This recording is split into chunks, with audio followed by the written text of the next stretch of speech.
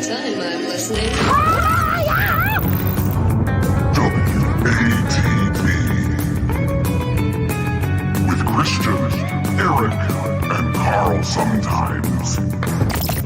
Listen in your office, in your car, or even your neighborhood bar. We're doing it.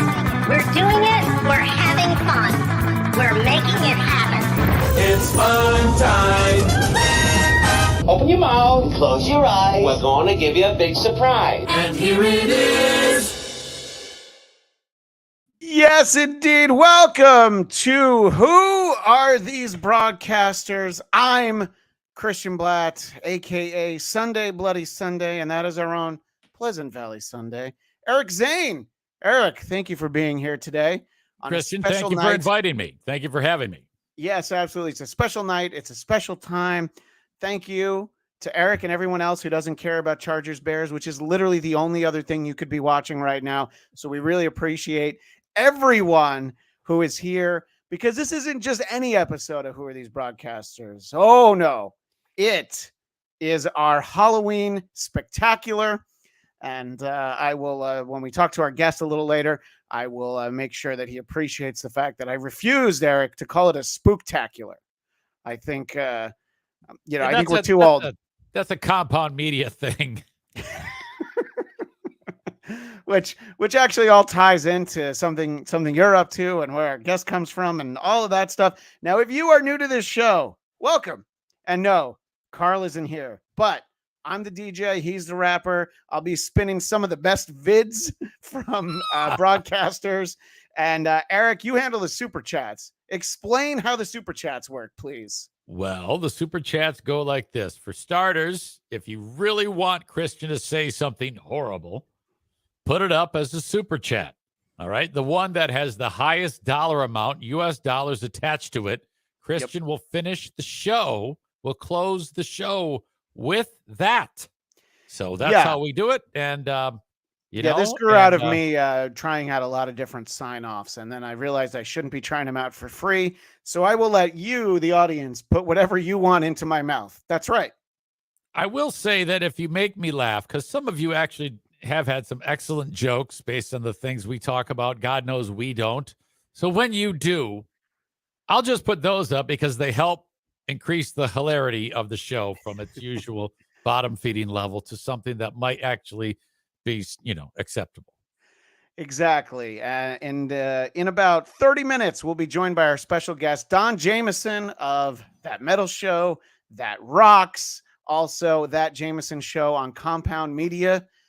Compound Media, Eric, a place you and our buddy Carl will be filling in next Tuesday, Tuesday. Yes, just a couple of days away. Carl and I will be getting together again, 4 p.m. Eastern time for the Halloween Spectacular. I don't know what I want to do because E-Rock said I should dress up because it's a Halloween thing. So I was thinking about scratching my face with sandpaper so it's all red and get extra close to the camera and go as Kevin Brennan.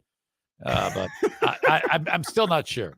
Well, I don't want to tell you what to do, but the way that they celebrate Halloween over at Compound, I do believe everybody gets a container of shoe polish. But that's up to you. You can dress any way that you want. And I'm sure that E-Rock is not pulling a fast one on you, trying to get you to dress up like an idiot. I'm sure there is absolutely no chance that our buddy Eric would do that to any of us. Well, so Don Jamieson will be with us in a little bit. We have a fun segment planned for him. But let's start off the show like we almost always do with some Who Are These Local Broadcasters? Others imitate it. We appreciate it.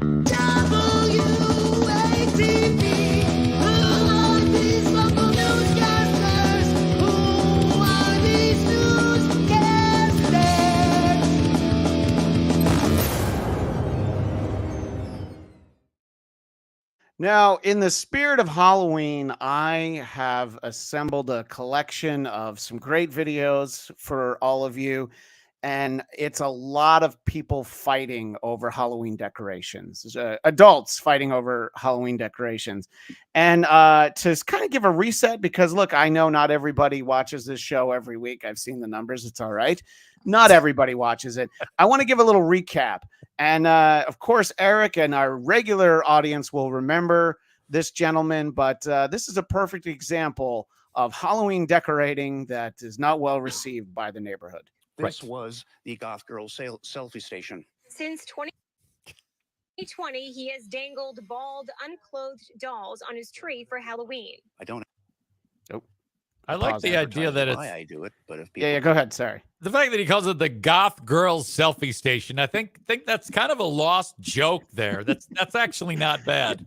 We didn't appreciate that last week. No, It's all the more reason to do it. So yeah, this gentleman in Lakeland, Florida, stringing up a number of baby dolls, which unfortunately are naked, and in some cases their hair's removed. But he'll try to explain it to us. Why I do it, but if people come up and talk to me, I'll be more than glad to give them the answer, and that usually makes people understand what it is that I'm doing. His answer when we asked: the display is inspired by the Island of the Dolls in Mexico.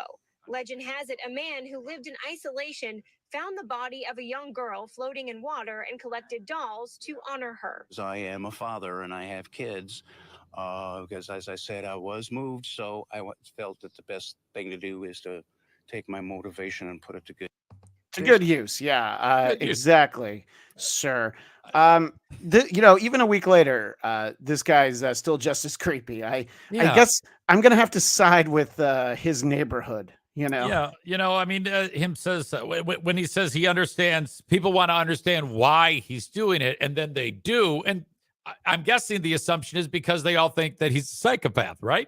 Yeah, I think that, if you've got, pretend babies strung up in your front yard, who's to say what's going on in the cellar, And I will say that this was not the only video along these lines that I found.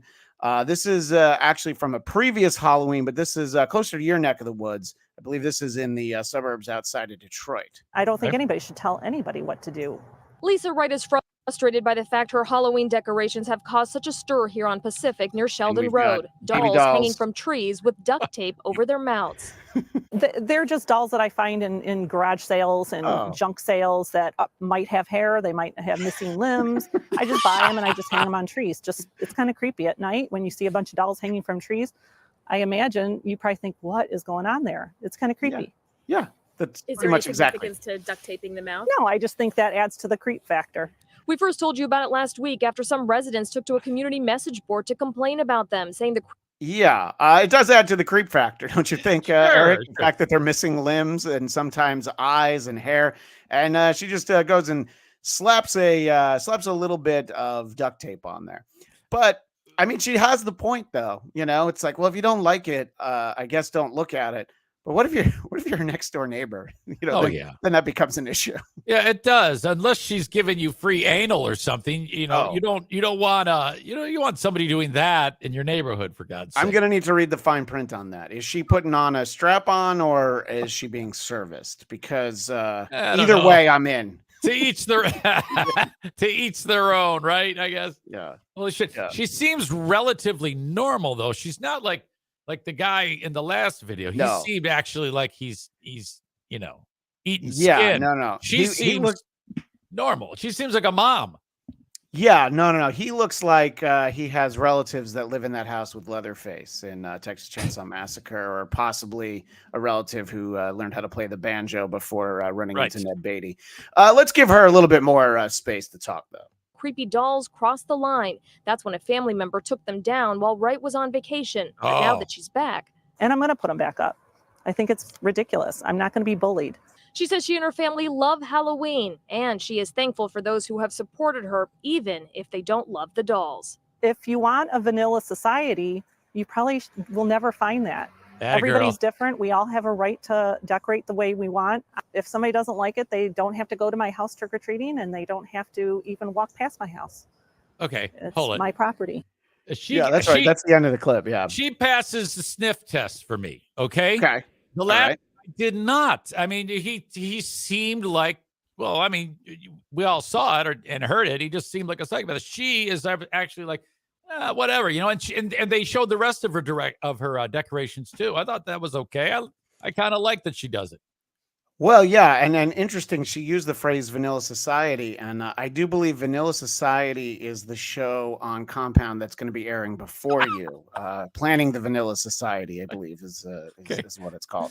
So you see, it all ties in. There's really a theme tonight, Eric. Fair enough. All Fair right. enough. I didn't get that memo, by the way. I didn't know they were starting that show. Yeah, I get CC'd on everything. Thanks to our buddy Eric. So not everything that is creepy at Halloween time is babies, but I don't know. You're talking about the smell test on this lady.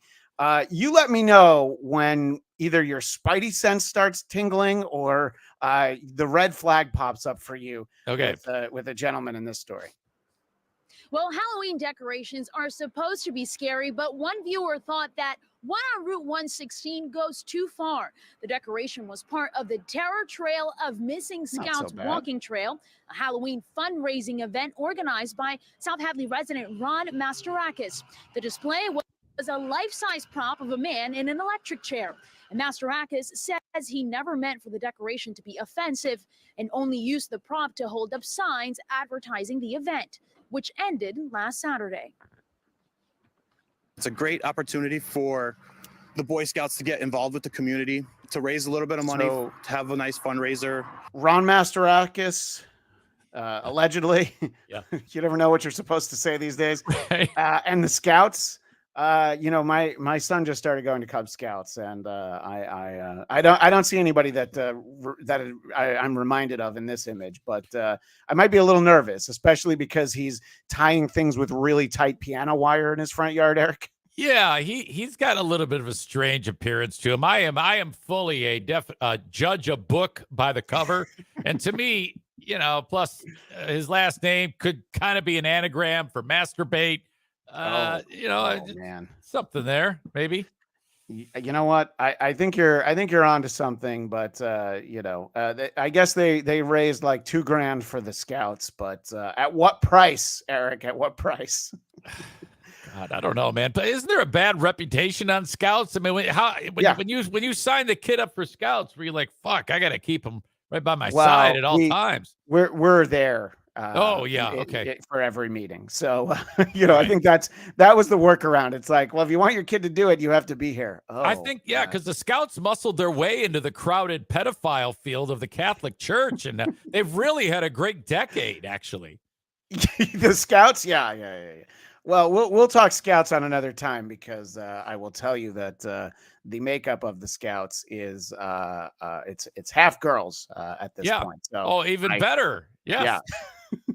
So yeah, even better when you're planning a Halloween attraction. So I probably watched 5 or 6 videos that I haven't pulled about decorations that featured someone hanging as part of it.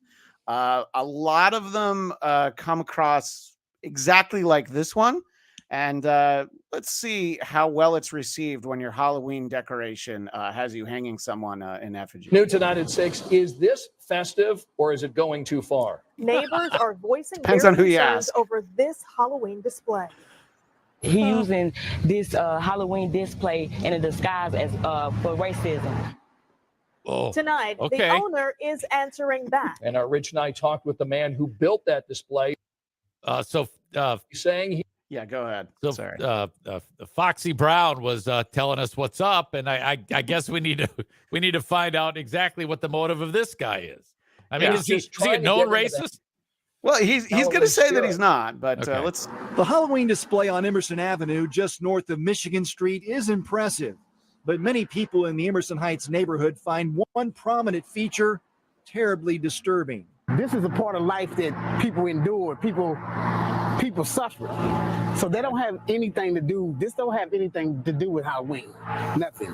It's scary, but to who? That pole was made. You took time and effort into that, and then to put the noose around the neck, like it's I'm trying not to, be so sad about it. Like it's troubling. It's almost as troubling as that what she's wearing. God damn. I believe she was on a past episode when Sherry Shepherd was watching videos of women whose wig falls off. I believe she was in one of those videos. Oh. But there's a common point of view on this. Man who lives here and built the display he's gonna works stand at up a for Halloween himself. store in Anderson.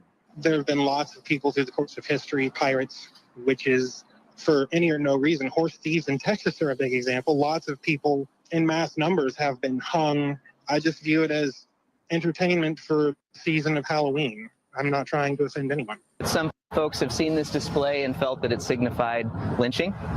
Would you be surprised that the gentleman we're looking at right now, and for our audio audience, I wanted to make sure you got a little snippet of his voice.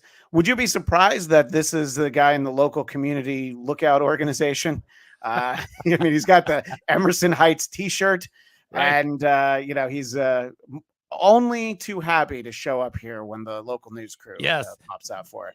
Did he say this depicts lynching? And I would say yes, it certainly does, because you can see someone lynched, right?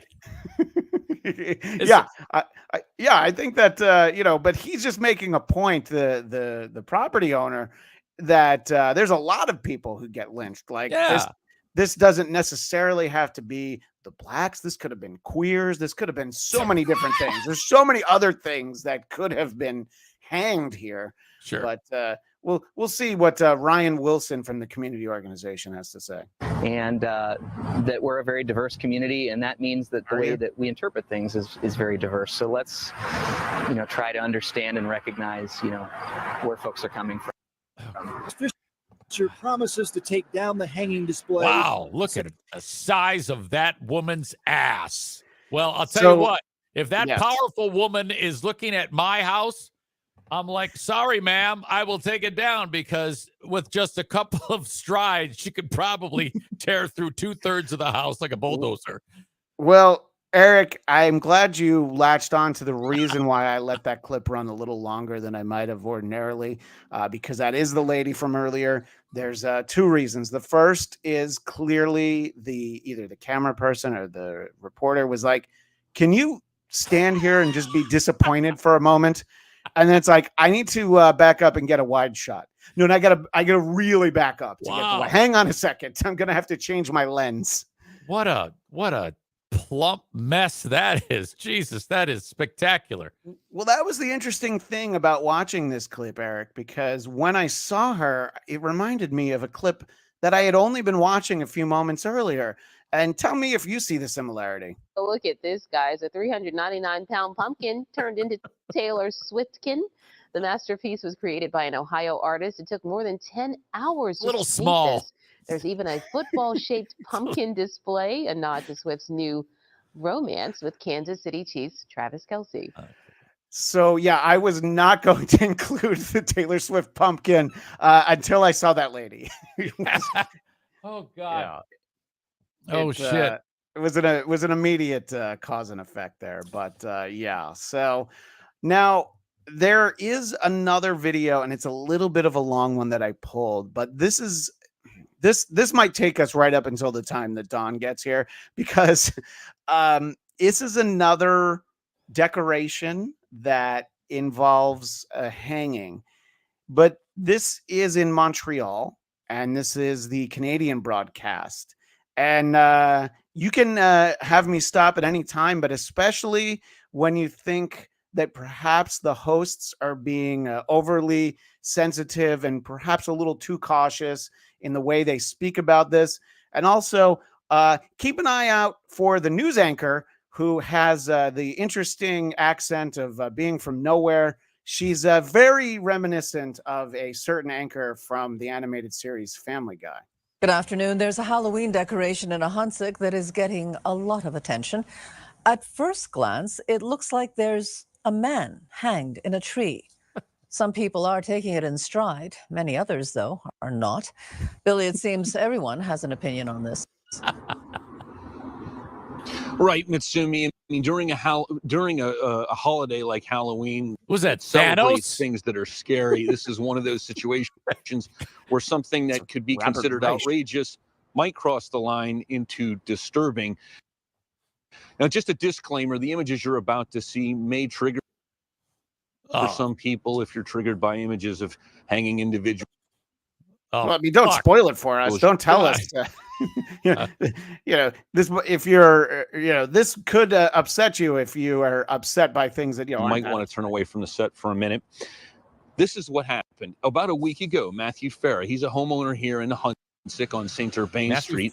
He hanged an effigy off of a tree in his front yard. It's part of his Halloween installation. He's got a lot of decorations on his front yard, but it's the effigy, of course, that's drawing all the attention. If you stand here for any length of time, you'll see cars passing by, people staring at it, people taking pictures. Some people are frightened by it because they actually think that there's a real person up there, when in fact it's only an effigy. It's a replica.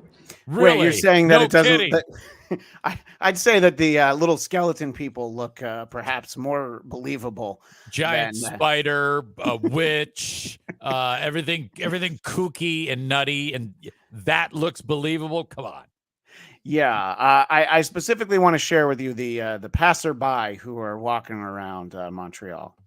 Here's what Matthew Farah had to tell me about why he decided to put this effigy up a tree in his front this is yard. the owner. Not that much. It's fake. It has nothing to do with anything. No suicides. It's just decoration. It's clearly fake. I don't know how you can No install it. suicides, but maybe a suicide bomber. No suicides. It's clearly fake. Yeah, just like his French accent is fake. Yes. I'm sorry. What were you going to say, Eric?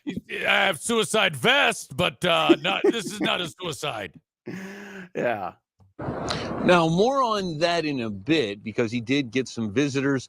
Now, for some people in the psychological community, this is something that is definitely dangerous. They think of it as triggering for people in a fragile mental state. There are certain historic communities, for example, that they point out might be triggered by this sort of thing. And then, of course, there's the question of taste. I spoke to one person in the neighborhood who walked by and saw it. Here's what she had to tell me. Before we get to her, did you notice how he said, there are some segments of the population that might be triggered by this image? He doesn't even want to say any, and look, in Canada, there may not actually be anyone. I honestly don't know. Probably not. And what was the chat you put up? I think I missed it. Slow news day in Montreal, and then he throws a slur at the French. Well, I'm so glad I had you bring it back up then. Tank says you probably shouldn't play this. It could get flagged, and you all aren't making it funny anyway. Oh, for God's sake, lighten up. No. And, I think the CTV is looking to share with all of us. Thank you to Trevin Devin McKevin the 7th for the $1.99 super sticker. I don't even know what the hell that means. I don't even know how to sign off with a super sticker, but we'll do it. And I literally had a heart attack on the spot. And personally, I think it's really bad taste because in some cultures, like in the past, we used to hang some people. I'm going to pause that because it's the same thing I was talking about before. Do you think that maybe she led on to segments of the community that had been hanged before, so they asked her to say it again, but this time, can you, not give anybody any ideas? We really don't want this at CTV studios, please. I think it's great that people could do lots of decoration for Halloween, but personally, I think it was really bad taste, in my opinion. Anyway, what is your take on all this? Do you think the Canadians are too sensitive, or is it just everybody's too sensitive? And this story just happens to be in Canada. If you put the hanging guy up, it's something fun to talk about in the neighborhood, okay? Everybody loves gossip and talking shit about each other. This is perfect. I wish that people would do it in my neighborhood so we could talk about the asshole who put the guy hanging from the tree. Well, look, look, stupid. Fuck them. I don't give a shit. Some controversies stem from people trying to have a little bit more fun. Unfortunately, they're trying to have fun in places like Salt Lake City. So let's take a look at a little bit more of a fun decoration. Salt Lake City has the community divided. The display's creator initially put it up on a neighborhood street corner sign. I'm trying to get a good look, right? For our audio audience, that is a skeleton on a stripper pole with flashing lights. The man to take it down that Community divided. Property, Come on. made the display bigger Like anybody and really flashier. gives a shit. We're going to go tip them when we leave. We know what it's like to work for tips. Is that the chick? Is she actually on the pole? Did you see how skinny she was? Holy shit. Yeah. Well, look, when your diet is Sanka and Parliament filters, that's probably a good way to lose weight. Her coworker might want to, think about it or She something. looks like Miss Ferengi 2023. Can't believe this show. We just got a Miss Ferengi. I don't know. I mean, what seems like such a big deal on this one? It's on their property. They talk about in the story that initially he had put it at the street sign at the corner, but I guess then technically the town could complain, so he just put it on its property. And some people are offended by it, but I don't know. It just looks like good, clean fun. And I didn't want to play the version with the music playing because we have to be very careful with getting copywritten music in here, but they were playing Motley Crue's Girls, Girls, Girls. So, they were having fun. By the way, going back to when the Canadians were talking about certain groups of people who would be offended, I missed this. Friggle D says she's talking about Italians. I don't know if that's true, but thank you. No, I think our buddy Tukey would agree, actually. So that most likely that is the underserved community that they were speaking of. And I think I should throw this out there too, Christian. People occasionally have been asking about Carl. Some of them are extremely butthurt because he's not here. Carl who? Yeah, we got rid of the dead weight and we're taking over now. So that's why. No, seriously. Carl has a million things going on, and he set this up so that you and I could actually do this show, and he would check in once in a while. Yeah, exactly. And as soon as we collect our super chats, he smacks it out of our hands, picks it up, and runs away. So he is the lunchroom bully to both Eric and myself. Exactly. Well, we've got one more great decoration story. And look, I don't offend easily. I am not a particularly religious person, my name notwithstanding. But I would say if this was in my neighborhood, I would have to figure out, I guess my kids are going to, have to take a different path to school. Let's take a look at this report out of the New Orleans area. This is just decorations for fun. It's not real Jesus. These are foam props that I'm not real Jesus. Did he say? I want to clarify. It's not real Jesus, guys. Yeah. This isn't really Jesus. When you're the news story that you're a part of starts off with you saying, "Look, it's not real Jesus," you're probably creating a headache for yourself. That's honestly not worth it. But let's see how it goes for this gentleman. Anyone?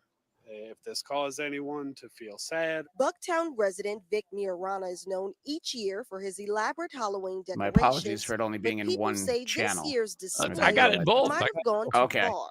I feel like it's disrespectful to the people that believe in Jesus. The display depicts what appears to and there it is. There's beheaded Jesus. Beheaded Jesus. Holy fuck.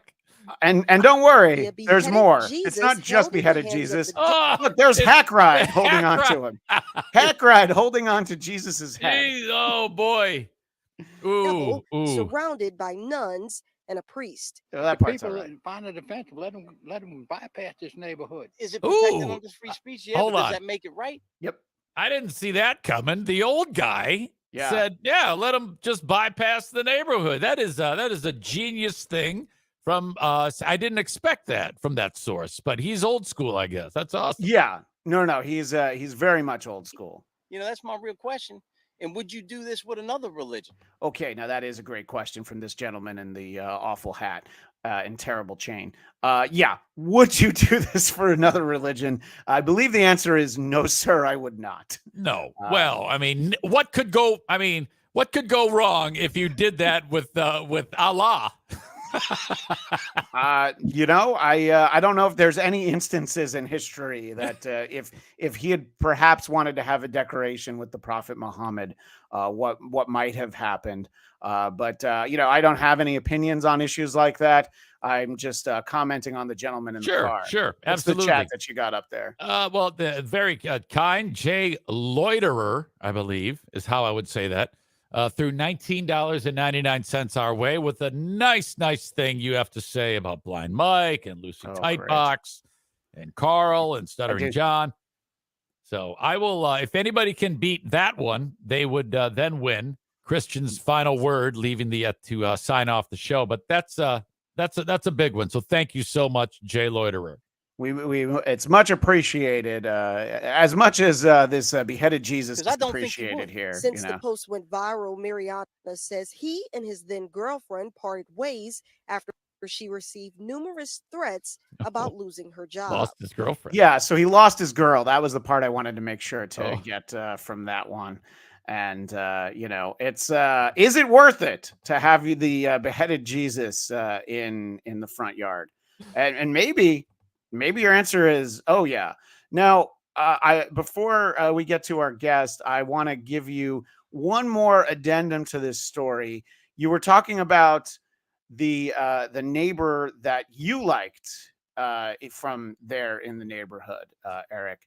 Right. I found for you another neighbor who I think he could be. Look, if we ever do if we do like an end of the year kind of wrap up, this guy might just make it. I don't want to oversell it too much, but take a look at what his next door neighbor had to say. It'll load in. He doesn't see any issue with the decorations. Every year he goes way overboard on trying to make these displays. Everybody seems to like it, except a few people. So the guy who the local news crew comes by and can't be bothered to toss on a shirt, but he's got the sense for most people tend to like it. So what's the big deal? I love that dude. Oh yeah, no, he's in the WATB Hall of Fame. Someone who did decide to put a shirt on before getting on camera is our buddy Don Jamieson. Don, thanks so much for being with us tonight. I never go shirtless on a Halloween spectacular. I was talking earlier that I felt like you'd appreciate, because I know your buddy Jim Florentine would appreciate the fact that as grown men, we did not call this a Halloween spooktacular. Yeah. That just seems like the sort of thing, like attending a concert called Party Gras. That seems like the sort of thing that he would be like, you're too old. You can't possibly do that. Yeah. What are you, 6? Any case, Don Jamieson, say hello to my friend Eric Zane from the Eric Zane Show. And who are these broadcasters?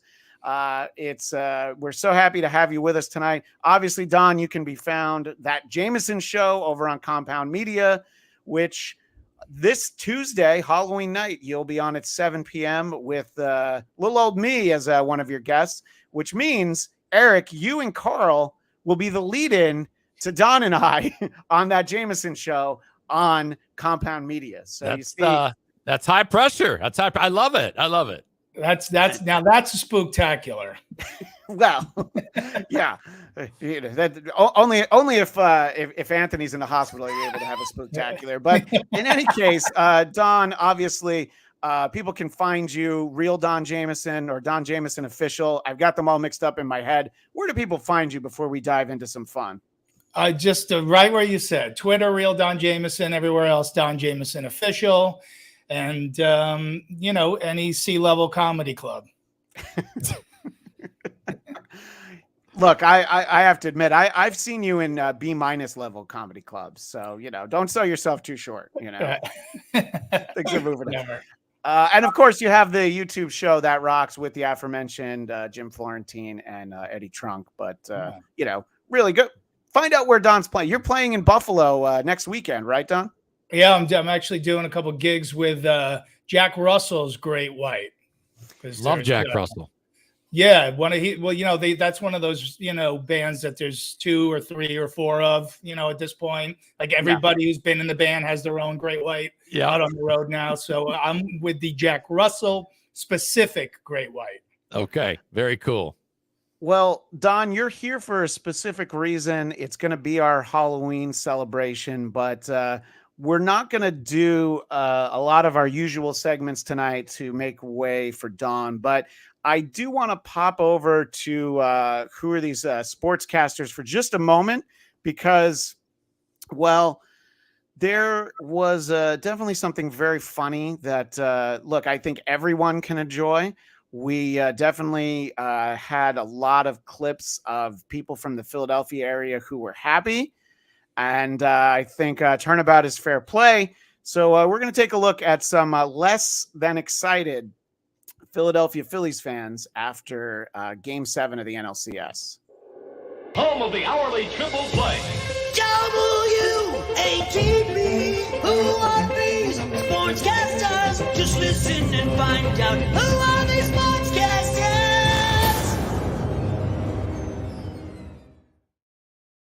And in the interest of full disclosure, Don, we should probably mention that you and I are both Mets fans. But look, funny videos are funny videos, right? I mean, isn't that the way it really goes? Hey, listen, that's all that matters. And by the way, Eric, your wings are on fire, my friend. No, they lost a few. Boston just beat them last night. I know, but they were what, 5, 6 in a row? Come on. Yeah, man. they've made some adjustments. They're getting there. They're getting there. Thank you. All right, we're going to clip that out and send it to the Great White North for our Canadian audience. That's our mandatory hockey talk for the episode. But don't worry, this is our only sports clip this week. That is the resounding complaint we get from people. But honestly, whatever you think about sports, I think everybody can enjoy this clip, which this is a gentleman from iHeartRadio who went outside Citizens Bank Ballpark right as the game ended, and people started, firing at him. We had home field for 2 games, and you let them come here and beat us? Phillies need to sell Trey Turner. That guy's a fucking idiot. We went farther without that guy. Fuck the Phillies, honestly. Straight the whole fucking team. This team fucking blew. Hold on. I want to say that I'm fucking depressed. I had to ask 9 people for this fucking cigarette. Philly Yeah. So by the way, the bleeps are because this is for iHeart Media. Oh, so okay. I didn't clip them. Yeah. They're barely edited. I mean, it's like there's part of the U and the C. Yeah, exactly. So I think whoever this guy in the 45 jersey is, I hope it's Tug McGraw, by the way. I mean, the jersey, not the guy. I feel like, he's like, oh, you're going to make me edit them? Okay, let me take out as little as possible. But fantastic. Let's see what everybody else has to say. Is it all right if someone says "ucking unt"? Yeah, no, that's fine. Yeah, that's okay. That's passable. Yeah. When they were still Clear Channel, you couldn't say that. But now that they're iHeartRadio, everything's fine. It's all right. Well, now we know how John Fetterman got. We always stink. Disappointment. Oh, man, that was just straight garbage. This sucks. I hope they never fucking play a baseball game again. Fire Topper. Topper! What's up, man? Feeling like I want to go lay in traffic. Fuck all them bitch-ass motherfuckers I couldn't get a hit when we motherfucking needed it. I love how we spent $700 million for guys to go 0 for 12 combined. Let's go Jets. This is a strange one. It's my favorite guy. That's a good point.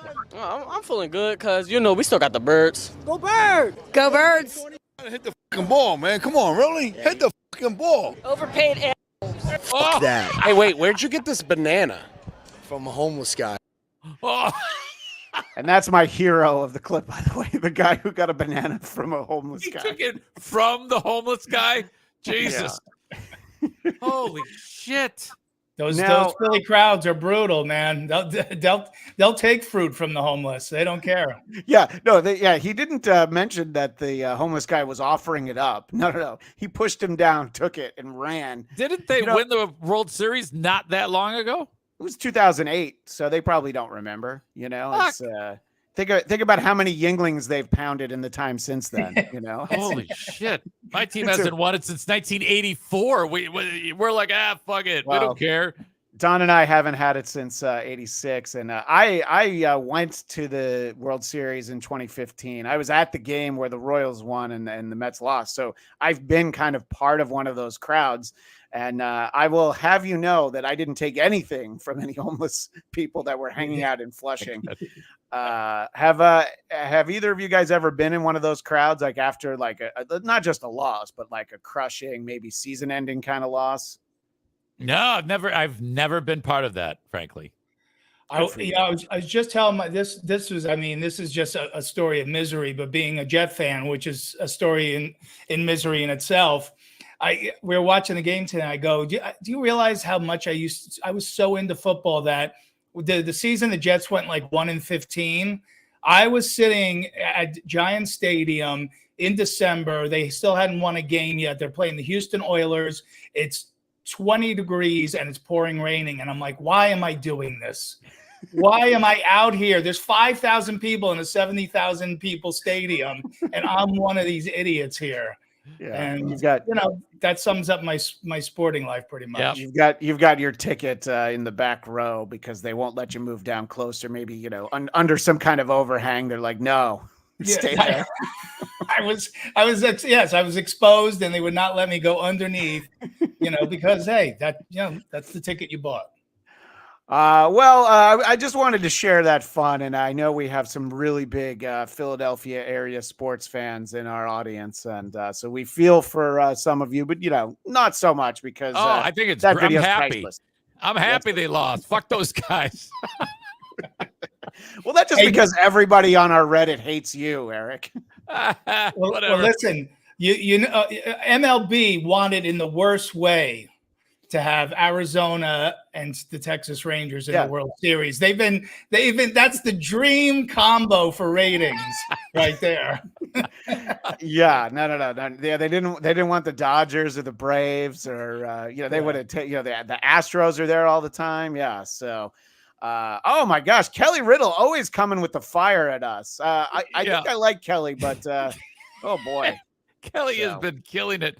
First he started with let's see. Damn, this went from bad to worse. And then he drops, your super chat is more interesting than this segment. Jesus Christ. I appreciate the honesty. If nothing else, they can hate us all they want as long as they're honest about it. Yeah, well, look, as long as just stay there and fire away some jokes. If they're good enough, I'll throw it up there. So that actually wasn't bad. So it is time for our special Halloween segment. And we're going to go the rest of the way with some very special moments in broadcasting history. Flashback. WATB. Way back into time.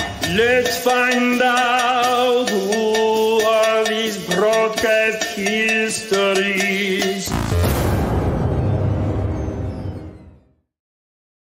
Really want to be able to show off all the jingles for Dawn. I mean, God forbid I just jump into the segment.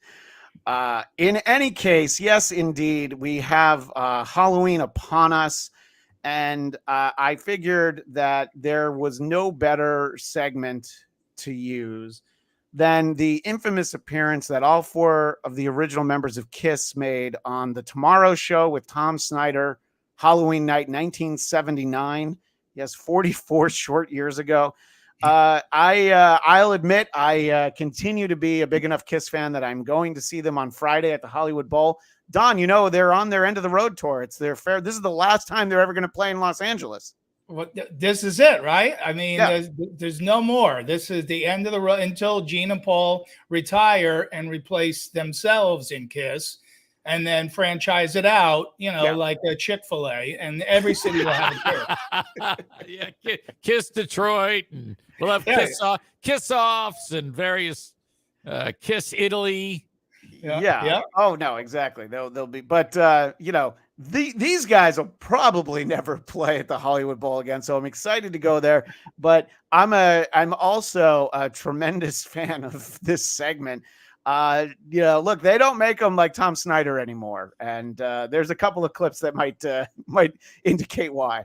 But how familiar were you, Eric, with this clip when I posed the idea? Like, hey, let's get Don Jamieson on to talk about this. I wasn't, so I've watched it a few times since then, and gotten myself up to speed and my thoughts surrounding it. And I'm very excited about this. Eric, it filled you with glee, didn't it? It really did. I'm so excited. I don't want to say anything because I'll spoil the thunder. So I'm like itching to get after it. You know, I enjoyed it as much as Tom Snyder, but I don't think anyone alive could enjoy it as much as Ace Frehley was that night.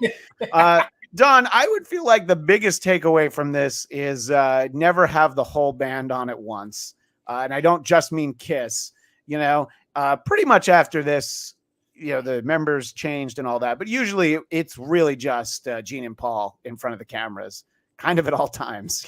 There's quality control, I think, is the end result of this, right, Don?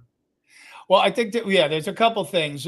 First of all, you alluded to the fact that Tom Snyder's sort of an unlikely talk show host in many ways. Yeah. He's kind of creepy, like way too bushy eyebrows. Not very polished. I mean, like Gene Rayburn laughs at him.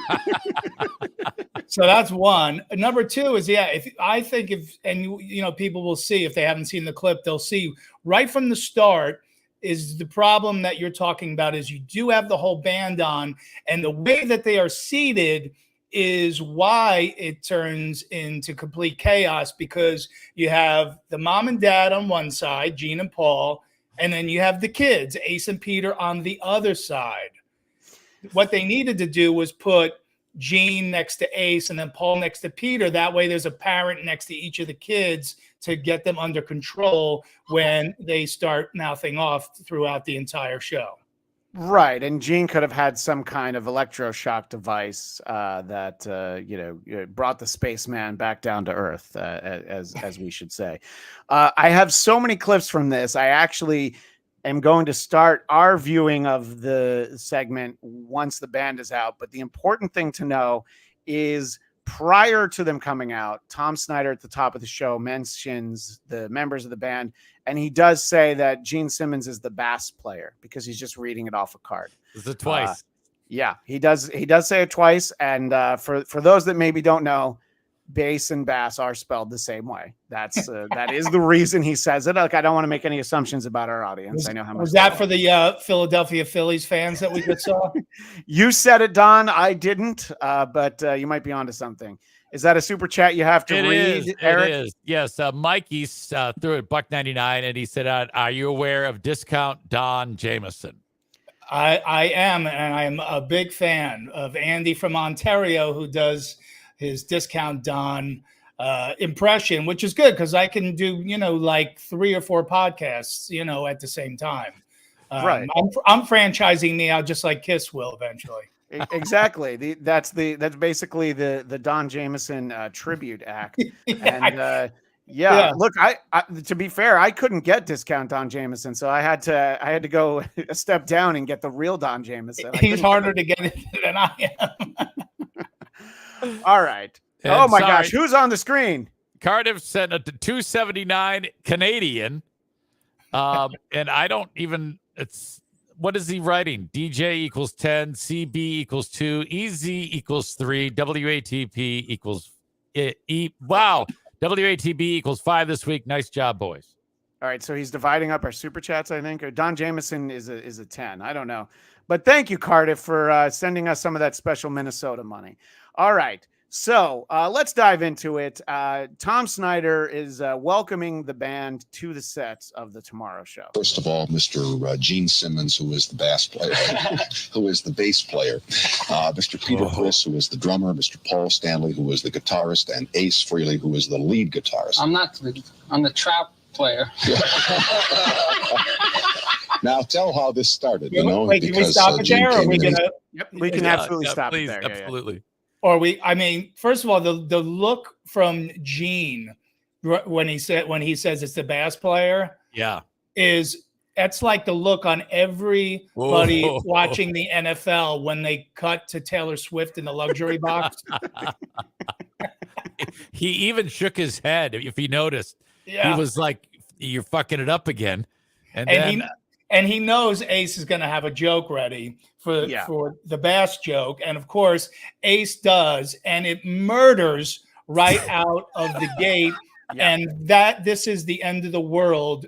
You know, how long in to this? Like 2 minutes in, it's already the end of the world for Gene and Paul. But in terms of their on-screen segment, this segment where Kiss is there, it's 12 seconds in that Ace makes this joke. And for our visual audience, get used to that expression on Gene Simmons' face, because you're going to see it basically throughout really this entire segment. And you know, this is a very specific era of Kiss, Don. This is the Dynasty era, so it's the very pretty outfits, and I'm using that in every sense of the word. If you see Peter Criss, he's got dueling Tukis on either side. You know, he's got furry Muppets on his shoulders. I'm gonna bet, Don. You know, I discovered Kiss in the post makeup era, just because that's when I came of age and found rock and roll. But I feel like for you, did you tap out at this point? They showed up in this outfit, or were you like, nah, the first few albums were still good, so I'll tolerate it? No, I was with Kiss all the way through, actually Unmasked. Their power pop masterpiece, I call it. That's right. I love that album. For our Kiss fans in the audience, everybody should know that that Don actually has the lyrics to Shandy on his back. So it's a back tat. But from the elder on, you were out. All right. Well, yes. Guitarist and Ace Frehley, who is the lead guitarist. I'm the trap player. Now tell how this started, you know, because Gene came in and he said, I didn't know I played bass. And I said, well, I see Aykroyd on Saturday Night Live with the bass fish, and then you say the trout player. I have to excuse it. Bass. And that's the beauty of Ace, and is that he's like, well, maybe I actually really need to explain this to wow. You know, he might be explaining it to himself. I know. Over the years, I've seen Gene in a lot of interviews. Is that maybe that's his only gear? Does he have a third gear? I mean, because it seems like he's always pretty serious. Don, you've probably interacted with him a few times. Yeah, Paul and Gene are all business, and that's why this brings me so much joy every time I watch this, because here's Ace and Peter, and you know, you're on this friggin' program for 35 minutes, and you know, they've heard the same rap over and over. You know, Gene and Paul have this rehearsed rap about everything about the band, and these guys, you know, they were backstage drinking some brandy and smoking a joint, like they just want to have a little fun. And, you know, obviously, again, mommy and daddy, Paul and Gene, not very happy with what happened. No. And before they started, you know, Snyder mentions the fact that they got to the studio about 3 hours beforehand. I think we can all guess what Ace, especially, and to some extent Peter, were up to during those 3 hours. Right. You know, what the NBC pages right outside the dressing room were asked to go find somewhere out on 49th Street. If I had to guess, I don't know. Well, Ace talked about it in his book, and that's what he said. He said they were. I remember he definitely said they were drinking brandy, and there's no doubt Peter is. And forget half-baked. He's fully baked. You know, you'll see in any of these clips, you could barely understand a word that he's saying. Like, he's like Benicio del Toro in The Usual Suspects. You know, he's like, I'll flip you for real. You know, he's like Brad Pitt. He's like Brad Pitt in Snatch. It's, you know, like you can make out little bits throughout the interview, but that's about it. But Eric, the other thing that I wanted to mention, because you said about Gene being very serious, which he is, now you see what happens is because Tom starts to take a liking to Ace. Yes. And so he goes into comedy mode, and his jokes, the whole show bombs so hard. We've got a great one that you can hear the crickets actually stop chirping. In that one. It's so great. But we latched on to the fact that Ace has a tremendous laugh, which to this day, I mean, he still essentially laughs like that, you know. But Tom Snyder can't let it get by without a mention the next time he hears it. Oh, I see there's a live human being over there. Half the equipment. Right here. Wait a second. Have you recorded your laugh? No, we want to, though. You must record. These guys have been talking about recording my laugh. We've done 15 albums. They've never done it. Maybe on the 16th album they will do it. I think you recorded on your solo album. You did. Absolutely not. Wow. He did. Yeah. Ace has been saving it for a Kiss. That wasn't my real laugh. That was just a compilation of. All right, upcoming and future Kiss albums. Ace Frehley's laugh. Wow. I love that back and forth. Like, well, you did it on your solo album. He's like, no, absolutely not. And we're like a minute and a half in, and Gene is really rethinking this whole approach. How many copies of Dynasty did they sell just because of this? Has Gene ever commented on this? That's a great question. Gene has written so many books, but I feel like Gene's narrative is so controlled. I've been in studios when he's being interviewed, and he can laugh a little bit, but I don't know. I mean, Don, I know you know Craig Gass pretty well, who does like the Gene Simmons impression, and I heard him in an interview talking about how his Gene's kids told him, if he had heard you doing it like 5 years ago, he would have come and found you and tried to kill you. But I guess he loosened up a little is the point I'm trying to make. Does that sound accurate, Don? I'm not sure. I just love the look of fear in Paul's face every time they cut back over there, because you could just tell he's like, what's he gonna say? What's he gonna say? Let's wrap this up. Yeah, Ace's laugh. Okay, let's move on from it. And it's just great. These are grown men, and they're terrified. Yeah, Paul's like, can we move on to our prepared talking points, please? Yes. Yeah, but exactly. Look, in terms of controlling the narrative, they start trying to explain that Ace used to fall down on stage all the time. Now they try to make the point that it's because of his bad balance and how hard it is to move around in the shoes that they wear, the boots that they wear, which seems true. You're going to see a shot of Gene's boots, and you'll also see how uncomfortable Gene is in those boots, probably in this clip. But at least they're covering for Ace here. Maybe the first couple of months that we were on tour, invariably, once a night, you would hear a thud on stage, and you would look, and Ace would be sprawled out. And being troopers, we would run over and play over. These guys were incredible. If I would fall on stage, these guys would run over to me and make believe like it was part of the show. They'd stand over me, and we'd do like this. I'm looking up, and they're looking down. We'd put the guitars together and bounce them off. People would love it. There goes the lead guitar. Well, that's part of the show. It's a great story. Don, why do you think Ace might have been falling down on stage? Do you have any thoughts?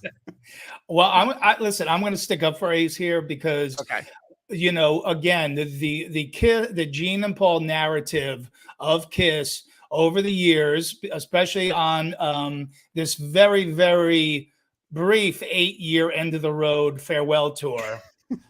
Why don't you have Ace and Peter back? And the narrative always is because they are fuck ups. They're alcoholics and drug addicts, and we can't have them in the band. But first of all, Ace has been sober like 12 years now. Peter's been sober for a long time now as well. But so they just want to, they want to make them seem like that they're the weak links. If you go back and look at any old clips of Kiss in the early days with the original band, you know who's on point in every single show? Ace Frehley. You cannot find a video where Ace is not on point in every show. In fact, usually the weakest person in any of the videos is one Mr. Paul Stanley himself. Wow. Well, but at least back then he used to sing, but you don't have to comment on that one way or the other, Don. But it basically sums up the entire Kiss experience. This is basically Ace poking a hole in the entire concept of the band's success, saying the thing that possibly all the detractors, but even some of us fans think from time and again. People screaming and crying and all that. Crying? Why did I spend all that money? Oh my God! Gene even laughed. Even Gene had to laugh. Even Gene had to laugh at that. Of course, yes. Which is funny because this is at a time where front row Kiss tickets were probably like $12.50. But let's just say I'm spending a little bit more to see them on Friday at the Hollywood Bowl. But yeah, it's I think at this point, Tom Snyder's like, can we send these other 3 duds out of here? I just want to talk to Ace for a little bit. And Peter's loving it because nobody usually talks this honestly about the whole thing. There's a little bit more to this clip though. I spent all this money. He goes up in here. We're out of here. True confession time. Huh? True confession time. Exclusive on the Tom Snyder. I mean, they're dying, but including Tom Snyder. Tom Snyder loves this. Oh, he loves man. it. I love it. I love it. This is nowadays, if you were to have a scenario like this, that's the only thing people would want to be paying attention to. The audience would love it. I don't know. I'm assuming the audience loved it back then. I'm guessing the only people who don't like it are Paul and Gene. Well, it's tough because you have to remember that the Tomorrow Show was what became the Letterman slot. So this show was on at 12:30 at night on Halloween night.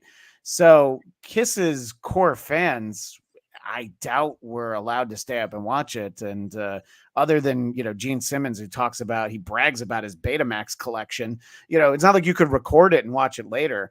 But I wonder what people thought at the time. Was this something you knew about in the moment, Don, or is it more like its legend just kind of grew in the time afterwards? Yeah, the legend's definitely grown over time. You're right. I wouldn't have been able to stay up late enough to watch this, but yeah, at least they did get a laugh out of Gene. Although whenever he hears the word money, he instantly smiles. So he was already well on his way to a laugh at that point. But yeah, because we didn't have social media. We didn't know these guys' personalities. And nobody knew Ace was such a goofball or whatever. And I wouldn't have known back then that that they were probably stoned or drunk. So I would have loved this, but it's even better now with all the history and knowing these 2 guys as we know them, again, as controlled as they are, and they have to have there's almost a script when you interview them. Yeah, exactly. It's so unlike the way that they would control any interaction with the media, in like basically the 42 years after this, pretty much. And it's here Tom talks about some of the prep sheets that were sent out about the guys. They gave me a little sheet on each one of you to read, where you're from and how you grew up and blah, blah, blah. And the note said, now Ace seems to be the most laid back of the 4, and he's the one who'll probably be the hardest to make talk. Well, this is not Ace. This is George. This is George. I'm an imposter. Ace is back in his ass. That's true. We got our roadmap. Who's on first? What's on second? You know what I mean? Listen, Tom, about that swampland in New Jersey you were wondering about. There's the joke I alluded to earlier, Don. What? It brings everything to a halt, and everybody just kind of looks at Gene and is like, "What?" Doesn't even tie into it. Paul's like, Gene, that's a silly thing to say. He just wants to get this back on track in the worst way, but he also wants to show he's the cool dad. Like, hey, I got a sense of humor too. But he tells a bad dad joke, and even Mom's like, "Why'd you say that, honey? You're just gonna rile the kids up again. Let's just drop it."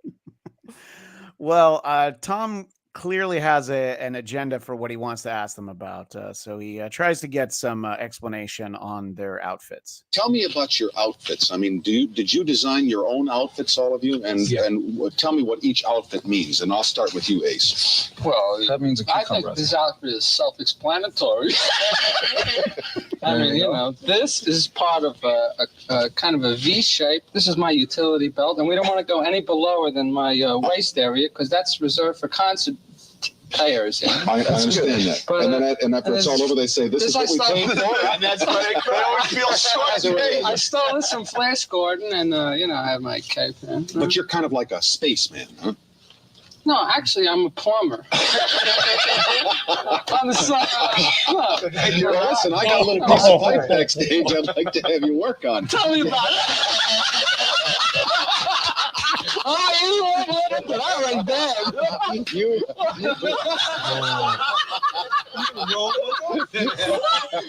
You old sweet talker, you. Holy shit! Wait a minute. Are they gonna fuck? Well, that's not the only innuendo from the evening from Tom Snyder, but yeah, the reason why that clip went a little bit longer is because I was like, when I was rewatching it, getting ready for this show, I was like, wait, did he say? I don't know how I didn't remember that. I got some pipe, and it's like clearly like, oh, we're laughing, we're having fun, and I think I can make Ace laugh with this. But as you were talking about, Don, Gene is definitely trying to play along, but he's furious. Oh, he's like, he'd rather be watching Holocaust films.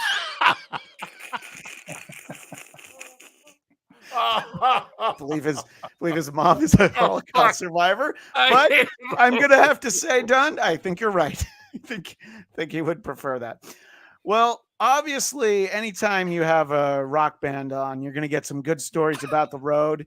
And this seems like not necessarily a pre-approved story from Paul. It goes on for a little bit, but boy, did this seem like, well, let's just say simpler times if you can tell the story in this way, because Paul's story is really pushed aside for Ace's story. But I want to focus on what Paul thinks is appropriate for network television. You were telling me about something that happened on the road. Well, why don't we Paul kick off the story? All right, fine. Like I said, Paul was going to kick off the story. There's so many great road stories. It's really an education. When you go out on the road, you're really green.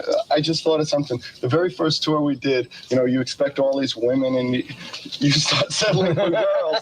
But I remember one instance where I didn't even tell you. I was with a girl in my room, and I said to her, so tell me a little about yourself. She said, I just got out of the nut house. Oh, that one. Yeah. But the story we were talking about, we were in Arkansas, and I was with that night. I was with a girl, and this was the first tour. And it turned out... This is about 4 years ago. Turned out that she was 16. Oh, yeah. Let's...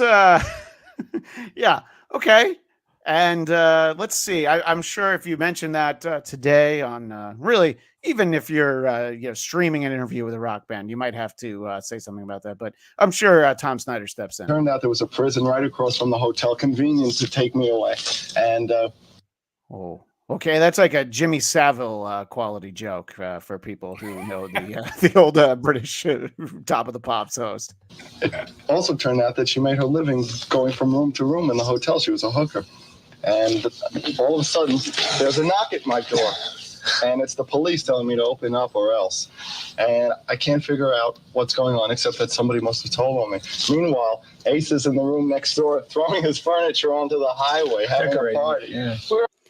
Which is going to be a great story when we get to it. But, Don, I feel like, maybe bands might tell stories like this, but, not on TV. Well, this is the band that wrote the song Christine 16, so yes. It doesn't come as a huge shock. Oh yeah, that's a great point. But when I saw you coming out of school that day I knew I've got to have you. I've got to have you. Were you taken aback by this at all, Eric? The fact that Paul Stanley just casually is saying, Eric, like, oh, and I was with this girl. Turned out she was 16 and she was a hooker. Yeah. I guess we'd have to let our imaginations run wild as to how far they actually went. But he didn't say he actually had sex with her. He just said he was with her. Yeah, that's true. So I'd have to give him benefit of the doubt. It sounds like somebody's read the rumors about somebody. But let's hear Ace's story. We're on the 20th floor of a hotel, and I don't want to name in the hotel because I don't want to be incriminated. Again. Anyway, I threw all my furniture out the window, and I was with two other friends of mine that actually were from New York, but had somehow ended up in Arkansas at the moment. Anyway. Do you think that they might have brought something from New York to Arkansas? That might have been why they took the interesting road trip, Eric? Perhaps. That's why I think that's exactly what happened. Okay. Yeah, they don't get a lot of snow down there. Right. Yes. It's got to come down from the northeast. Yeah. You have to import it. Anyway, to make a long story short, we were in Canada. my road manager runs in the door and he says, "The state troopers are here. They're going to arrest you." He said, "Get in bed and put your head under the pillow." I said, "Good." So 5 minutes later, the state troopers walk in, and there's my road manager, Frankie Scanlaro. Hell of a nice guy. I love him. And he says, "Look at him. He's drunk. He's under the pillows. He didn't do anything."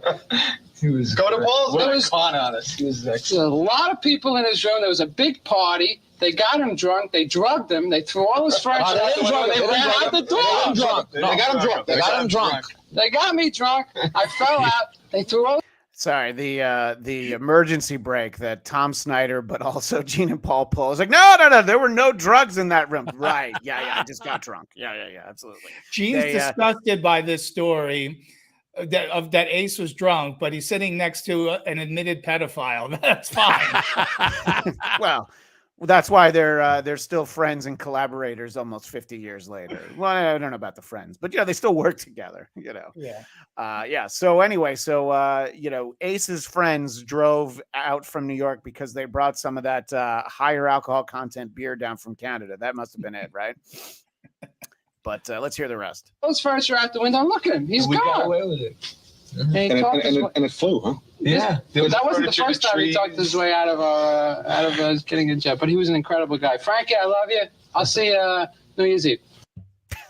I'm sure Frankie's like, yeah, thanks for telling that story. I'm sure that don't mention my they won't be name dragging my name through the mud 44 years from now on some computer show. Holy shit. Don, what kind of interactions have you had with Ace? Obviously, your buddy Eddie Trunk has known him for a long time. He signed him to a solo contract. And to your point earlier, I've seen Ace perform a number of times in the last decade. He is clean, and he plays Kiss hits that aren't even necessarily songs that he sang, but it's still, I think it's always a good show. He did his entire solo album one time when I saw him, the 78 solo album. And, from a performing standpoint, he's fine. He seems to give a decent enough interview. This is a very different guy than Ace Frehley today, right? Oh, for sure. Yeah. But I mean, in some ways not. Ace, he still has that laugh is still classic. There's not quite as much gusto to it, as back in the day. But no, he still has the famous Ace laugh. He's got a great sense of humor.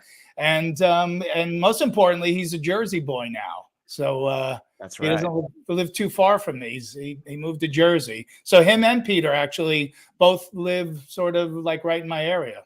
I've heard a lot of people describe him as an underrated guitar player.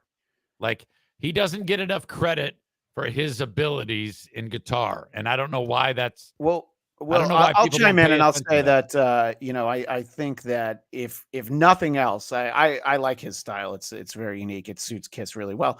But I mean, the guys that he influenced, Don, I mean, I'm sure you could probably rattle off 10 to 20 names of guys who maybe wouldn't have picked up a guitar if it hadn't been for Ace Frehley, right? Eric, that's where he's underrated as an influence, not necessarily as a player, but as an influence because you think about guys that he inspired, like John Five and Dimebag Darrell and, a million others, they all loved Ace's playing and they all became much better technical players, but Ace's influence is just off the charts. Yeah, I think that it's very true, and I think that it wasn't that easy to replace him. They brought in a shredder like Vinnie Vincent. I grew up with Bruce Kulick in the band, but I always had an affinity for the Spaceman. And speaking of space, it's time finally here on the show where we introduce you to Ace's new best friend, Space Bear. A lot of people, have so many preconceived notions about kids, but the greatest thing about the success we've got now is that we're basically free to do anything we want. Like this. What are you doing? He's ruining your teddy bear. I'm trying to make him a space bear. Space bear. The only space bear we kept him, and I got him. He's captain. Captain Bear. Okay. Space bear. How are you, Tom? I'm all right, thank you. In your Look at that. He is furious. How are you, Tom? And as the segment goes along, you'll see it in the clips. Tom continues to have fun, but in a way that it's very hard to conduct this symphony of conversation. And I didn't put it in there, but for about 30 seconds before that clip started, you hear that rustling against the mic. Yep. Because Ace is playing with Space Bear. Right. Yeah. He's taking apart his costume, which I can only imagine what that costume, the value was of it in 1979. He's peeling pieces off of it, right, and putting it onto a teddy bear. Oh, that is fantastic. And Daddy Gene was once again desperate to get the conversation. Talk to the adults again, Tom. Talk to the adults. And it's funny too, if you watch this continuously, and you've heard it in some of the clips, while the camera's on Ace, you can hear Gene cracking jokes in the background. But at a certain point, and the director at the beginning was cutting over to Gene, and after a while, he just stopped cutting over there because all Gene's jokes were bombing. So it's just you just hear Gene almost heckling Ace from the side, but you never see him. Yeah, and I think Ace, I don't think it's not that he doesn't hear it. I think he's just Gene's just trying to be a wet blanket. We're all having fun here, and Gene tries to have fun here, but to Don's point, he's trying to play the character. He's trying to be lighthearted, and when you're painted up like a demon, it doesn't. It doesn't always work. What is the recreational activity that you enjoy? Oh, orgies. Yeah. Sacrifices. Human sacrifices. Human sacrifices. There's a movie where it says the guy said orgies. Orgies. That's Orgy doggy. No, I do various things. Do you mind if I hold on to him? No, you can hold him as long as you like. Just make certain that when you leave, he stays. I've heard the horror stories about thefts. Yes. Yeah. Gene just trying, and there was a moment for our visual audience where Gene just closes his eyes while he's talking. You can actually see it right now. And I only wish that we could have had one of those voiceovers added after the fact as to what he possibly could have been thinking, as he's just I'm just trying to move the conversation along, and this guy's playing with Space Bear, Oh my God, that is great. There's a quick moment a little bit later where Gene's trying to talk, and even Peter's like, put down the bear, because the bear is showing up in the shot, and all of that. Here's a clip that I pulled that I didn't label, so let's watch it together. I don't know. When I was a kid, I always had this dream of becoming a crime fighter, but there was never any call for it. I always wanted to be on a stallion overlooking the Long Island Expressway, with my hair blowing back, fighting crime. That just didn't work. No, there aren't too many guys around on stallions looking over the Long Island Expressway with their hair blowing in the wind. Except at night. Hi, I fight crime. Yeah, now I remember why I pulled that. I'm so glad I played it. That's I don't know. Do you think any late night talk show host, or even most podcasters, Don, do you think that they might take that answer in that way and decide this is a great time for a gay voice? Right. That's what I thought too. Yes. Well, he also told Ace previously that he had some pipes he needed Ace to take care of, or he had a pipe he needed. When Ace said he was a plumber, he said, I have a pipe you can take care of. Right. So, yeah, I mean, if there's anybody who's, leaning a certain way in this room at that time, it's Tom Snyder. It is definitely Tom Snyder. Yeah. And, it's some coded messaging for the audience there. Now, look, we've had a lot of focus on this segment on Ace Frehley and perhaps the perception by Gene Simmons and Paul Stanley that he's derailing this interview. But don't worry, Peter came along to make sure that he can also ruin the narrative of Kiss and doesn't quite get some hints as this goes along. I collect guns. I target shoot. I just toy guns now. We're not talking about real guns. Real guns. What do you mean? I can say that. But as a collector of them, because of toy guns. No, real guns. No, they're real. I have real guns. What is Gene so worried about? You can't tell somebody you collect guns? I don't know. I mean, I guess because you're appealing to kids for the most part, especially in 1979. Why do you think Gene is it just because, Don, it's not part of the narrative? Like the idea that the Catman has guns is like, no, that's not on the back of your action figure. We don't sell those accessories. That's going to be Model 2 next year. Well, I mean, because Gene was so frazzled, he lost the perfect opportunity to plug their Love Gun album at that moment. Yeah, today he would let you know that the only gun you need is Love Gun, which you can get at kissonline.com. Yes. And he would be sure to let you know that. And by the way, the fact that they didn't capitalize on this and start marketing a space bear after this interview, and I'm sorry, what were you going to say, Eric? I was just going to say I don't think I've ever seen something where one half of the band is on one page and the rest of the band, the other two, they're completely on a different page. They want to share personal stories and actually, a nice interview with stuff that people would never hear before. And Gene and Paul are just giving all this boring shit. It's horrible. Don, I don't want you to name names, but can you think of bands where it's exactly like that? It's split down the middle, that half the band has an agenda and the other half of the band has a different agenda? Yeah, well, usually it's a four-way split in a lot of bands. Nobody's on the same page. So the fact that two are and two aren't is not a surprise. But again, as I said at the top of the interview, and now you've seen the video evidence, if you had put Gene next to Peter, or if you had put one of the parents with one of the kids, they really could have avoided a lot of this. But you have the kids at the kid table and they're going to make noise. They don't care about Thanksgiving. They don't care about the turkey and the stuffing. They're throwing spitballs at each other and, pulling each other's hair. So I think that was the crucial mistake right there is all in the seating. Well, go ahead, Eric. Jimmy writes, Gene is like, don't make us look like a joke. Oh, wait, we are.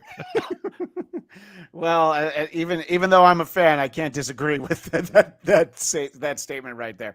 Well, let's see. There's a little bit more time here. Let's see if Peter might be able to get himself out of this one. Collect them and I shoot them only targets. So I never hunt animals. That part's good. What is it about having a gun collection? I'm fascinated by them. Maybe because I'm fascinated by gangster movies.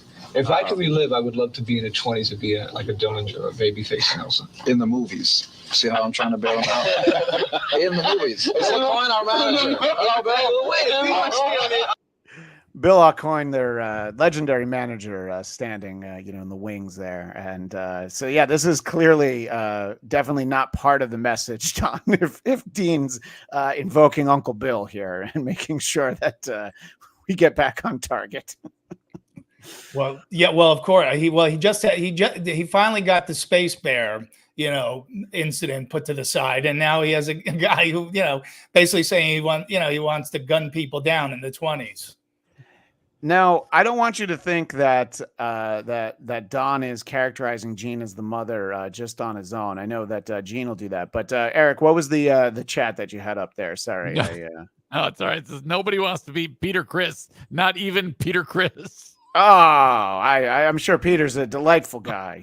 He's one of the best drummers ever in Kiss. So I don't know why anybody would say. Yeah, I don't either. It's horrible. But so Tom asked about this notion. There's obviously a lot of yelling and crosstalk, but Gene really, I think, takes to this role. Gene, are you kind of the guy who kind of keeps it all level and keets it all? Like the mother. See, because again. Let me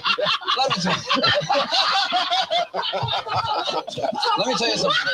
Don't hit him. What's hit? Don't hit his head. I don't believe this. Because if Get this a guy- break, for God's sake. That was for fun. I'm your host. Gene fun. a monster. Well, try this for fun. Man's violent, for heaven's Gene's sake. fun. You're rude. I'm sorry. All I know is if this guy gets himself in trouble, I'm in trouble. Wait a minute. You can run around being a vampire. And I can be a gangster. That's not fair. Here we go. I started something. That's what I just said. He wanted to be a gangster in the 20s, and that's what he wanted to But be. the 20s are over, and here I am now, a drummer. That's right. Kiss. But everybody's got a fantasy, and we're all good guys. You know what I mean? Absolutely. Good. Probably have a good substantial breakfast every morning. No, I was giving the money to the poor. That's good. Yeah, Peter can't let it go. He's like, no, I would have given the money for the. It's like, we just moved on, Peter. Wow.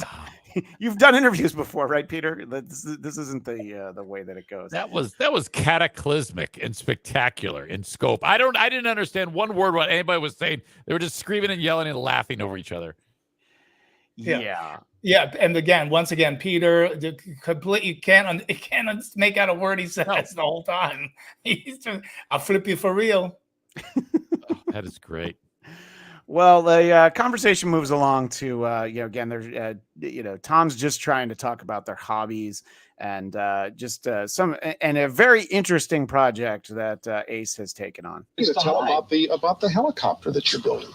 Well, I'm into radio controls, model airplanes, and most recently helicopters, which are more fascinating because they're much more challenging. Anybody that's into radio controlled models knows that right now helicopters are hard to control, and it's a state of the art now. Bet you didn't know that. Tough. No, I didn't. One of the reasons that I was interested in this part of the clip is again for our visual audience, that just how bad television cameras were in 1979. Ace has this reflective outfit on, and when he moves and the studio light hits it, the entire thing just blows out. It's like if you see like a baseball game from the 70s and they caught the outfield lights, you actually can't see the ball for a second. They have to like refocus it. And I don't know. Is Ace Frehley somebody that you would want to be piloting your helicopter, Eric? As long as he was good enough and not high, I probably would like that because he'd be hilarious while he's flying. I don't know. No, I'd like him to drive my taxi, which I believe is one of the jobs that he had before he was while he was a musician, but before Kiss was big. That's accurate, right, Don? He was a taxi driver, I thought, or that was Paul. Maybe they both were. I don't know. Yeah, I think Ace was too, but he's always been. He actually really has also always been. Like really on the cutting edge of technology and stuff. And he's really into computer graphics. He does all his own artwork for his albums and things like that. So, here he is, kind of being serious. And I'm sure Gene is torn between, and Paul are torn between like, all right, well, at least he's not joking around, but he actually now sounds smart. Yeah. Which that, you don't want to be taking the attention away from Gene and Paul, where people might start to think like, wait a minute, this guy's just as smart as they are. Yeah. Let's let him finish his helicopter talk, though. The Germans make the best ones at the moment. Right now, I have a Japanese one I'm having trouble with. No, I have a German one on order. He's talking about his German helicopter, and I don't think I know anything about why he might have raised his hand there. It just struck me as odd. I'll let the chat see if they have any thoughts about why Ace Frehley might have thought that was appropriate to do. Yeah, I don't think you want to look like you're pledging allegiance to the Fuhrer. That's Eric Zane who just said that. That's not at all what I had to say. But Eric Zane said that. Well, I was just describing it for the audio. Okay. Yeah. No, that's good. You want to make sure that they know exactly. Yeah. Earlier I was talking about this notion that Tom, as much fun as he was having, he's trying to get through this thing a little bit. Strange things have happened. Strange fan mail. Look at this. As soon as we start, come on, Gene, call him off, please. Okay, baby. Easy, Ace. Okay. Gene, call him off. And Gene's like, yeah, I tried before. You made this bed with pipe in it, Snyder. You're just gonna have to lay in it. Could there be a more blatant cry for help when interviewing a band, Don? Have you ever had to let one of the other members know, like, hey, I think I'm a little scared of what might happen here? Right. When you're being scolded mid-interview by the fellow bandmate, yeah, it's definitely going to make for a lot of tension in the green room afterwards. But, it's funny too. Again, if you watch this continuously, the Ace starts to lose the crowd with the Space Bear. He gets a quick laugh on it, but he persists and persists. And like you said, even Peter told him to put the bear down. And now there's all this awkwardness going on. And, but Ace still, like a seasoned pro, saves the day and makes I don't know if you have the clip of it, but he makes another joke and it destroys, and he ends strong, like I said, like a seasoned comic. He hit the check spot, he hit a lull, and then he just came with like his best last joke, and then Tom's back on Team Ace again. Yeah, which I think it's all about how you leave them, and there is some stuff here in the conversation where it's familiar talk, stories that they had told previously, some stories that they've told for years since. But this is a pretty solid. There's this clip and then one more where they say goodbye. But this is what I believe that Don's referring to. If we're in a hotel across the street from the halls we're playing, it really looks like Ringling Brothers, because you see parents, you see 6 years old, you see 25-year-olds. It's really, it appeals to a lot. If we did a concert in Bombay, there would even be cows. I bet you didn't know that, did you? I don't believe it. Tom Snyder needs to collect himself. He gets it. Falls over in his chair. You get the crowd back like that. That's all it takes, right? You just got to have one on the way out. Yeah, And Tom continues to enjoy this. It's God. I'm getting bruised by you. Wake up. I've been made. I'm gonna kill you. I'll do it with you at the same time. Yeah, even Peter's talking about how you might need to slap Ace around a little bit. Anyway, what's go ahead, Eric. Ace is, with the joke, it was an all right joke, but it's the reaction. It's what how he laughs so hard after it. That's what gets me. No. Tom Snyder's reaction makes it, but to Don's point, what does it matter how funny the joke is if the crowd goes crazy? And the fact that Ace is laughing that hysterically at his own shit, that's what I laugh at, when he's cracking up at his own fucking joke. Yeah, no, absolutely.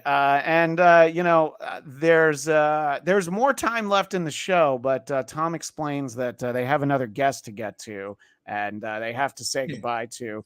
Look, I've seen a lot of footage of Tom Snyder interviews, Tomorrow's Show and otherwise. Nothing even comes close to this. I actually think he could be a very interesting interviewer. But I think by this point he'd had to stop smoking on camera, so that already took away from it. But let's see how things wind down here. I've got to move on to the lady Dorothy Dietrich, who saw as the member of the staff. Which is a million laughs. Do you want to be sawed in half tonight? Absolutely. Why not? But may I thank you all for being here. Ace, Tom, you have a terrific sense of humor, and you're a good man. And enjoy the trains. Thank you very, very much. I heard about Thank you very, very much. Peter, good to see you. Thank you very much. And Paul, thank you. It's great. And I'm sorry I said you were a bass player, Gene. He's a good fish. Quite all right, Ralph. He's a good egg. Take care. Cricket. Thank you all very much. We had a ball. It's a pleasure. Happy Halloween. Sorry, what was that? I know the Paul's joke. That's a huge cricket. He's a I good didn't hear it. fish. He's a good fish. He's a good fish. Yeah. Is that what he said? He's a good fish. Quite all right, Ralph. He's a good egg. And Gene with the quite all right, Ralph, which is like, man, that really bothered him that Tom Snyder doesn't know how to read the word bass. Anyway, as the guys from Kiss say in that segment, happy Halloween. I had so much fun going through that. I've been doing my personal podcast, the Blackcast, for 10 years. We did that on episode 3. And I have not gone back to it in a decade. And I was so excited to have an excuse to do it. And there's nobody I would rather have join Eric and I than our pal Don Jamieson. Don, do you want to have any final thoughts on just getting to relive practically in real time? In fact, our segment that we just did is longer than the interview itself. No, it speaks for itself. I mean, it's just so great. It just because we're all still kids. That's why we're on a computer show, as you say. We still have a childish sense of humor. We still think farts are funny. And that's just the kids pulling one over on the parents, and they cannot get in control of them. And it just fills me with glee every time I watch it. So thanks for going through it with me. I appreciate it. Absolutely. And Don, obviously, that Jamieson show Tuesdays at 7 Eastern on Compound Media. I will be one of your guests this upcoming Tuesday, Halloween night. And as we said earlier, that'll come right on the heels of Eric Zane and our pal Carl Hamburger filling in for Anthony Cumia, who hopefully is back behind the desk soon. And where's everything else? You'll be hanging out with Jack Russell in Buffalo this weekend. I've never been jealous of happenings in Buffalo until right now. Yeah, well, it should be a good time. Yeah, we're going to be in Buffalo on Friday, and then Jordan, New York on Saturday. So for all you Jordanians, come out to the show there. That's about 30 minutes from Syracuse. So we'll be there, and I'll be doing the opening thing, and we'll be rocking out, and we might even get a little silly as Ace and Peter were in that interview. When you said Jordan, I was like, wait, Jack Russell and Don are going to the Middle East? Yeah, that's what I thought. I was like, I don't know if this is the time to do that. A little volatile right now. Maybe sit this one out. Well, we're brokering a peace treaty actually right after the show. So. Yeah, well, you know what they say when it comes to negotiating peace: once bitten, twice shy. My. Don, and where can people follow you on social media? I know that was for you, Eric. Eric's giving you the Gene Simmons treatment over there. He closed his eyes and just shook his head. Yeah, which is the way things go most episodes of this show. Oh shit! Yeah. Oh man. But Don, where can people keep in touch with you for any and all Don Jamieson dates, including Terrorizing Telemarketers, the series of albums you and Florentine have put out? Yeah, at Real Don Jamieson on Twitter, Don Jamieson Official, Facebook, Instagram, all that good stuff. So, that's it. Well, thanks again, Don, for being on with us. And I know that I'll be seeing you on Tuesday, but I have a hunch I'm going to see you much sooner than that. Everyone will see us together on Tuesday. All right. Well, listen, you guys are both good fish in my book.